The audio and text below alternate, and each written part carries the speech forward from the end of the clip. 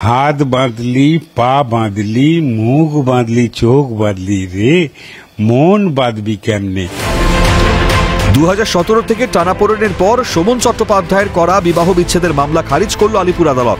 অন্যদিকে রত্না চট্টোপাধ্যায়ের করা একসঙ্গে থাকার আপিলও খারিজ করেছে আদালত। স্বাভাবিকভাবেই আদালতের নির্দেশ অনুযায়ী শোভন রত্নার আইনিভাবে বিচ্ছেদ হলো না। প্রচণ্ড লম্বা ব্যাটেল 17 সাল থেকে চলছে। Are the end of the day একটা কথাই বলতে পারি, এখনও এই মামলাটা হয়তো আমাদের হাইকোর্ট সুপ্রিম কোর্ট অব্দি যাবে। আর এখানে দুটো পার্ট ছিল, একটা হচ্ছে রেজিস্ট্রি অফ কনজুগাল রাইটস, একটা ডাইভোর্স।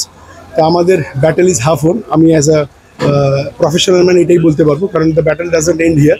তো জাস্টিস হ্যাজ বিন ডান, এটা আমি আগেও বলেছিলাম যে I have come here, it was my obligation to see that the justice is carried out. I am grateful to the honorable court and to all my colleagues. আজকে আমাদের judgement হয়েছে, ultimately সত্যের জয় হয়েছে। দিদি অনেক লড়াই করেছেন, করে শোভনবাবু যে পিটিশনটা ফাইল করেছিলেন ডিভোর্সের জন্য, তাতে যা যা অ্যালিগেশন দিয়েছিলেন সেগুলো উনি একটাও প্রুফ করতে পারেননি।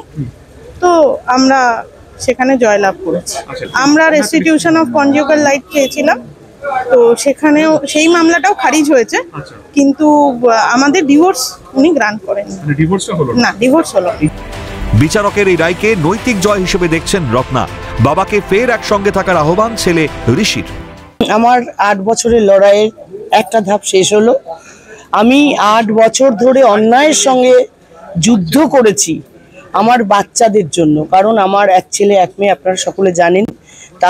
তাদের উপর, আমার উপর ছাড়ুন, তাদের উপর যেভাবে মানে অত্যাচার করা হয়েছে মানসিকভাবে, সেই লড়াইটাই আমি 8 বছর ধরে লড়লাম। এবং আমার সঙ্গে আমার শ্বশুর বাড়ি, আমার বাপের বাড়ি, এই সমস্ত অ্যাডভোকেটরা 8 বছর ধরে লড়াই করেছে। আজকে আমি বিশ্বাস করি যে আজকে আমাদের যে রায়টা, এটা সমাজের উপর খুব বড় প্রতিফলিত হবে। বাবার উদ্দেশ্যে এটাই হবে যে বাবা অল দ্য বেস্ট। আবার আর ফিরে আসতে তো আমি বলবোই বাবাকে, কারণ at the end of the day আমার থেকে আমার বাবা দূর থাকলে আমার মন খারাপ, আমার মাও যখন দূরে থেকেছিল তখন আমার মন খারাপ ছিল।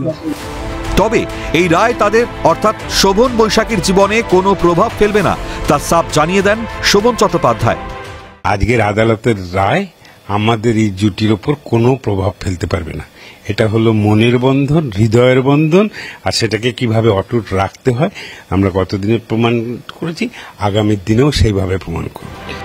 এদিনের রায় রত্না চট্টোপাধ্যায়ের সঙ্গে সম্পর্কের প্রতি তার কোনো সামাজিক দায়বদ্ধতা আর রইল না বলে শোভন দাবি করছেন। রত্না দেবীর পক্ষ থেকে, অপোজিট পার্টির পক্ষ থেকে কিন্তু একটা রেস্টিটিউশন অর্থাৎ পুনর্মিলন বা রেস্টিটিউশন অফ কনজুগাল লাইফের একটা অ্যাপিল করা হয়েছিল, সেটাকেও কিন্তু আদালত খারিজ করে দিয়েছে। এবং সেই খারিজ করার পেছনেও ব্যাখ্যা দিয়ে দিয়েছে যে এই নারী এবং এই পুরুষ অর্থাৎ শোভনবাবুর পক্ষে বা এই বিবাহিত যুগলের পক্ষে কখনো একসঙ্গে থাকা সম্ভব নয়। সেই মামলার যে আবেদন হয়েছে রত্নাদেবীর পক্ষে, সেটাকেও সম্পূর্ণভাবে খারিজ করে দিয়েছে। পাশাপাশি এই রায় নিয়ে আইনজীবীদের সঙ্গে আলোচনা করে পরবর্তী পদক্ষেপের কথা জানান কলকাতা পুরসভার প্রাক্তন মেয়র শোভন চট্টোপাধ্যায়। একটা রায় বিচার ব্যবস্থার পক্ষ থেকে রয়েছে, তাকে বিশ্লেষণ করে আইনজ্ঞের সঙ্গে নিয়ে কিভাবে তার সমাধান করতে হয় এবং এই সুতো কিভাবে কেটে দিতে হয়, বুঝেছেন, সেটাও নাড়ি কেটে দিতে হয় কি করে তা ভালো দাইমা জানে। সেই দাইমার কাছে গিয়ে নাড়ি কেটে দেওয়ার ব্যবস্থা নিশ্চয়ই করব। আদালতের এই রায় কারোর জয় নয়, সাফ মন্তব্য বৈশাখী বন্দ্যোপাধ্যায়। এটা তো একটা এমন রায় যেখানে কারোর কোনো জিত নেই, কারণ শোভনের রাজ্যে যেমন খারিজ হয়েছে তেমনি রত্না চ্যাটার্জির রাজ্যেও খারিজ হয়ে গেছে। তাহলে উনি যে ফিরে পাওয়া, উনি বেরিয়ে দেখলাম একগাল হেসে বললেন যে সত্যের জয় হয়েছে। তো সত্যটা কি ঠিক আমি বুঝলাম না। তাহলে কি সত্যটা এটা যে উনি ফিরে পেতে চান না, তাই জন্য উনি খুশি হয়ে বললেন সত্যের জয় হয়েছে? কারণ ওনার সত্য তো জিততে পারেনি। সব মিলিয়ে এদিনের রায় দুপক্ষই বিড়ম্বনায় পড়লেন তা বলাই যায়। তবে এই রায়ের পর সিএনএর ক্যামেরায় ফুরফুরে মেজাজে ধরা দিলেন শোভন। বান্ধবী বৈশাখীর উদ্দেশ্যে গাইলেন গানও। হাত বাঁধলি পা বাঁধলি মুখ বাঁধলি চোখ বাঁধলি রে মন বাঁধবি কেমনে। এতে মন যেখানে বেঁধেছে সেখান থেকে মন চলবে আগামী দিনের পথে। বৈশাখীদি তাহলে লাভ অ্যানিভার্সারি এবার একটা অন্য রকম ভাবে? না না, আমাদের প্রত্যেকবারই খুব স্পেশাল ভাবে 12 তারিখটা আমরা নিজেদের মধ্যে সেলিব্রেট করি। ক্যামেরায় অপূর্ব দেবনাথের সঙ্গে রাজা সাহা ও রাজীব নস্করের রিপোর্ট, ক্যালকাটা নিউজ।